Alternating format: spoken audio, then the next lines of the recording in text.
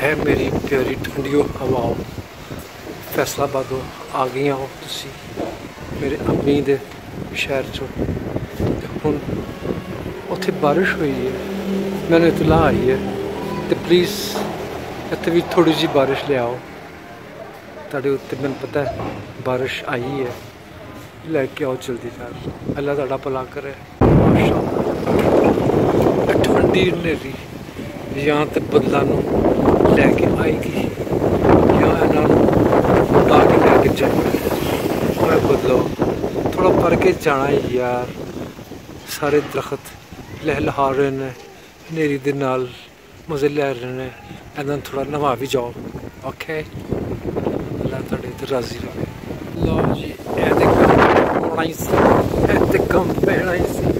ए हुण थोड़ी जी हवा चली है थोड़ा जहा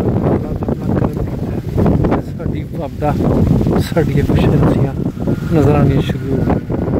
कभी आ रही है कभी जा रही है हर सेकंड के बाद आ रही है हर मिनट के बाद जा रही है अगर कोई इलाज भी है नो लो जी मेरी दी स्पीड कुछ बढ़ गई है वहाँ तेज़ तुर पियां ने मेरे पेट देखो की होता है लोग फटाफट आई जा रहे हैं जाई जा रहे हैं बारिश है बस पानी बन गया जल्दी आ जा सकते हैं और तो किसी दिन लंबा पाता ही पड़ते बीच है देख